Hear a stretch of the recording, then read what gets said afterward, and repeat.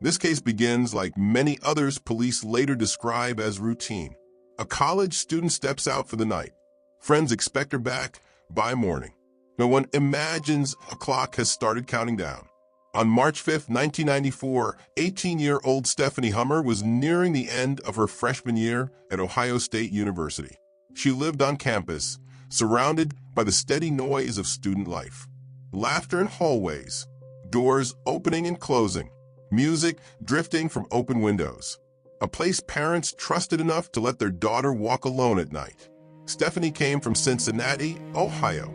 She grew up in a close household with parents who stayed involved and two younger brothers who relied on her. Responsibility followed her early. Teachers described her as focused.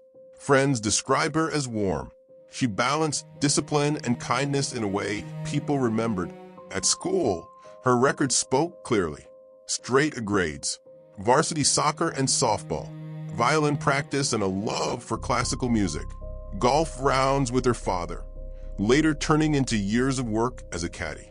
That effort earned her one of the most competitive academic awards in the country, the Evans Scholarship, covering full tuition at elite universities. Ohio State accepted her in 1993. She chose landscape architecture. She adapted fast. New friends, strong grades, a routine built on structure and ambition. On the weekend of March 5th, her parents visited Columbus. Her younger brother had reached the finals of a math competition held in the city. The family stayed close. Two of Stephanie's closest friends from Cincinnati also traveled in. The evening unfolded calmly inside her dorm room. Conversation, laughter, familiar comfort. Shortly after midnight, two male students stopped by. Both attended the same high school as Stephanie. Faces from home. Around 3 a.m., the men mentioned a party at their dorm, roughly a 15-minute walk away. The group decided to go. They never arrived together. Halfway through the walk, one of the men attempted a shortcut, climbing a fence in the dark. He did not see a metal rod. It tore into his arm. Blood. Panic. The two men turned back toward their building to treat the injury. The women stood alone. Stephanie's friends assumed the night was ending. They planned to return home in the morning. Stephanie insisted on walking them back to their dorm. The streets felt familiar. Students passed by. Lights glowed in windows. The area carried a reputation for safety. She walked them back. She said goodbye. She turned around. That moment marked the last confirmed sighting of Stephanie Hummer alive. When morning came, her friends noticed her absence. No panic at first. Parties ran late. Friends stayed over. Hours passed. No sign of her. No message. No goodbye. Concern hardened into fear. Near noon, they contacted campus police. Officers notified Stephanie's parents, already on the road back to Cincinnati. Her father contacted the Columbus Police Department. A missing person report followed. Almost immediately, another call surfaced. Around 10 a.m., a railroad worker moving slowly along tracks roughly 4 miles from campus noticed something in the brush. At first glance, he thought it was a mannequin. The shape looked wrong. He stepped closer. He stopped. He called it in. Police arrived to a scene marked by silence and shock. A young woman lay near the tracks. She wore only socks and shoes. Her bra looped around her neck. No identification. No personal items. No purse. No jacket. The area held a reputation. Drug activity. Sex work after dark. Officers considered early assumptions, then dismissed them. The victim did not fit the environment. A detective contacted campus police. Stephanie Hummer's disappearance surfaced. A description followed. The realization hit quickly. Her parents turned around. They returned to Columbus. At the morgue, they confirmed what no parent expects to confirm. The medical examiner ruled the cause of death a blow to the head from a heavy object. Sexual assault occurred. Semen samples were collected. Bruising on the neck initially suggested strangulation. Closer examination shifted the interpretation. The marks resembled suction bruises. Additional swabs followed. Time of death was placed between 3 o'clock and 6 a.m. Investigators interviewed Stephanie's friends. The timeline held. They spoke with the two men who invited them to the party. Both denied seeing Stephanie arrive. Witnesses supported the claim. Attention turned briefly to the men. A bandaged arm raised suspicion. The explanation matched earlier accounts. Polygraph tests followed. DNA samples followed. Both men were cleared. Then the investigation jolted. DNA recovered from Stephanie's neck matched one of the men, Thomas, the same student injured by the fence. Detectives confronted him. His story shifted. He admitted to kissing Stephanie that night. He denied anything further. Friends contradicted him. No one saw intimacy. No one sensed secrecy. Then another forensic result arrived. The semen recovered from Stephanie's body did not match Thomas. The investigation fractured. Thomas was cleared again. The unknown DNA belonged to no one in the system. Detectives tested every resident in the dorm. No match. A predator had walked away unseen.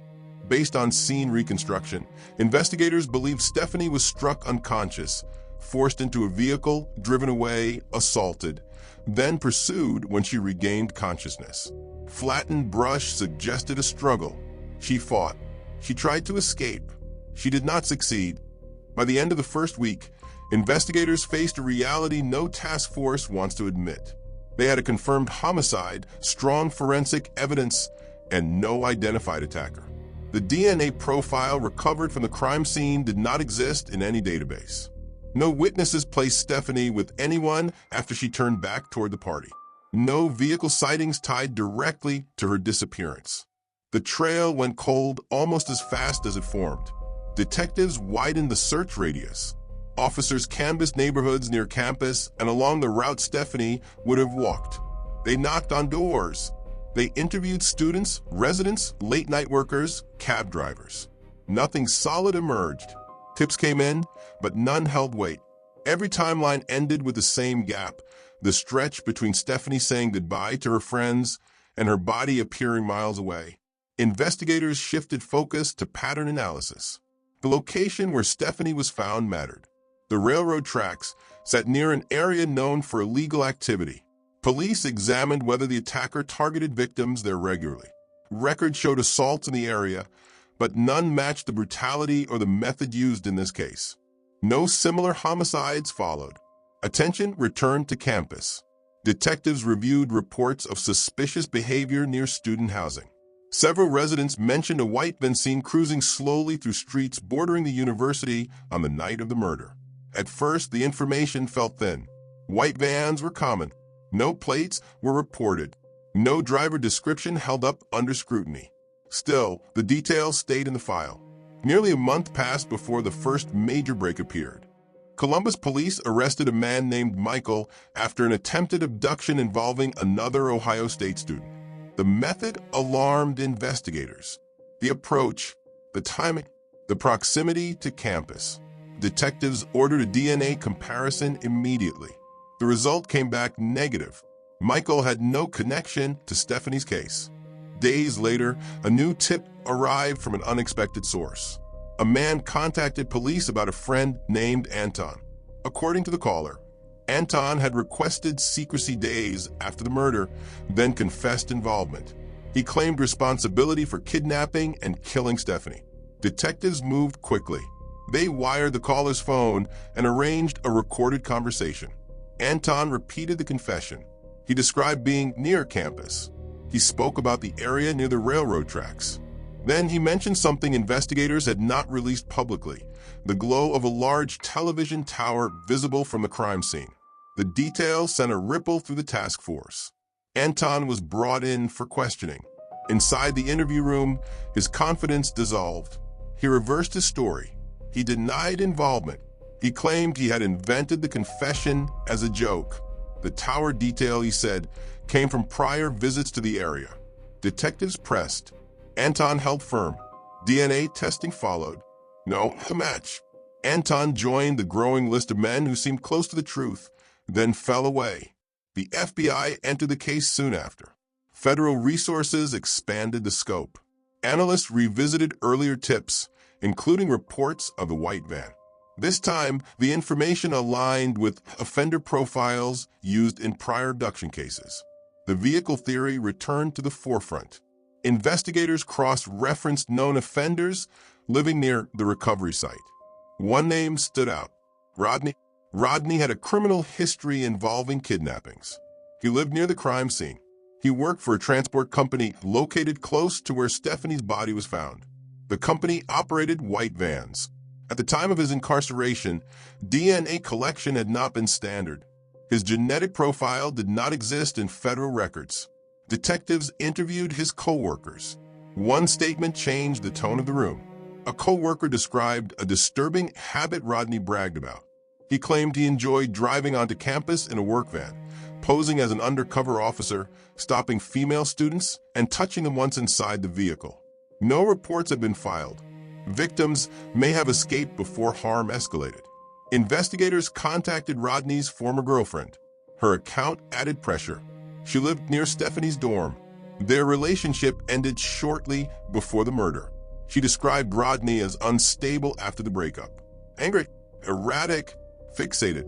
Police obtained a warrant to search the van Rodney had access to. Inside, they found handcuffs, a flashlight, a stolen handgun. Rodney was arrested. He refused to speak. Detectives collected his DNA. The lab processed the sample. Hours stretched. Expectations rose. The result landed hard. No match. Despite the evidence, despite the behavior, despite the access, Rodney was cleared. The case collapsed inward again. Months turned into years. Stephanie's parents spoke publicly. They appeared on television. They pleaded for information. They refused to let the case disappear. Detectives continued working leads, but momentum slowed. New suspects surfaced.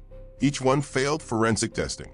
Nearly 2 years after the murder, police examined another man arrested in California for homicide and sexual assault. Records placed him near campus at the time of Stephanie's death. DNA ruled him out. False confessions followed. Inmates contacted police, claiming responsibility. Investigators recognized the pattern. Attention-seeking, hopes of profit.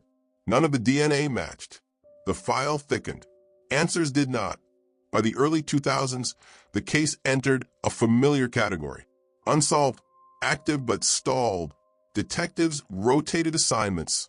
The original lead investigator retired, carrying the weight of unanswered questions with him.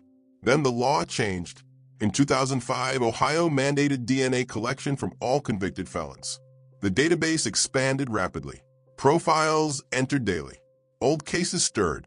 On January 17, 2006, a phone rang inside the Columbus Police Department. The FBI database had registered a hit. The DNA recovered from Stephanie Hummer's body finally had a name. That moment reopened a case buried for 12 years and set the stage for a reckoning no one expected. The call came without ceremony. No dramatic build-up. No warning. A routine notification from the federal database reached the Columbus Police Department and changed the direction of a case frozen for more than a decade. The DNA profile taken from the crime scene in 1994 now had a match. The name attached to it was Jonathan Gravely.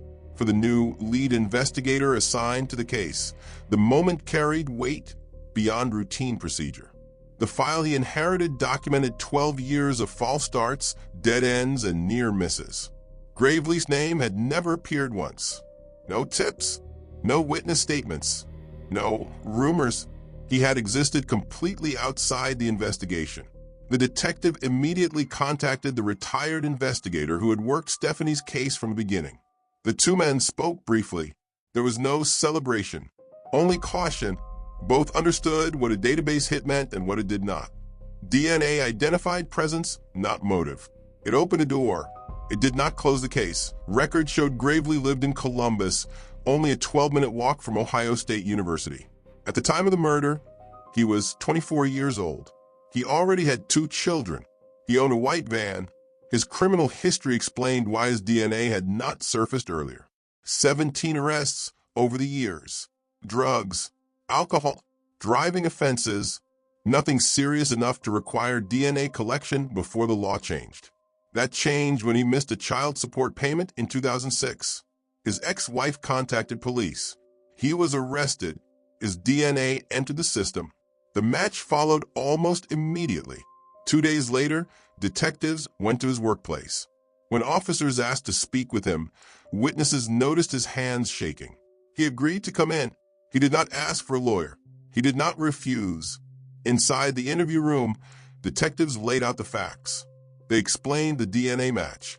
They explained where it came from. They explained what it meant. Gravely denied involvement. He offered a story. He claimed he met Stephanie at a bar the night she died. He said they talked. He said they left together. He said they had consensual sex in a secluded area. He claimed she left afterward. Detectives challenged the timeline. Stephanie was 18. She was under the legal drinking age. There was no evidence she had been in a bar. Her friends placed her on campus. The story did not hold. Gravely adjusted. He said Stephanie initiated intimacy. He said she changed her mind. He said she threatened to tell his wife. He claimed panic followed. He claimed he struck her. He said his memory went blank after that. Investigators rejected the account. They presented their own reconstruction. They believed Gravely saw Stephanie walking alone. They believed he pulled alongside her in his van. A question, a distraction, a sudden strike to the head, unconsciousness, restraint, transport, assault, escape attempt, pursuit, repeated blows. Gravely did not admit to the abduction. He did admit to killing her. He was arrested. A judge set bail at $1 billion. Defense attorneys moved quickly. They challenged the interrogation. They argued rights violations. They sought suppression of the confession. Gravely's fiancée stood by him publicly. She repeated his claims of consensual contact. She insisted someone else committed the murder. Prosecutors announced their intent to seek the death penalty. That decision changed everything. In September 2007, Gravely accepted a plea agreement. The death penalty was removed in exchange for a guilty plea. He did not describe the crime. He did not explain his actions. He acknowledged responsibility. In court, he addressed Stephanie's family. He apologized. They rejected it. The judge sentenced him to 25 years to life. Parole eligibility began after 16 years. Stephanie's mother did not live to see the parole hearings. She died of cancer 8 years after the verdict. Her father remained. He promised to attend every review. He promised to oppose every release attempt. In 2023, Gravely applied for parole for the first time. The board denied it. Stephanie's name did not fade. Her hometown built a small park in her honor. Friends and family still visit. The case stands as a reminder of how easily someone can vanish, how long justice can wait, and how a single law change can unlock answers buried for years. The file is no longer cold. The questions for her family remain open.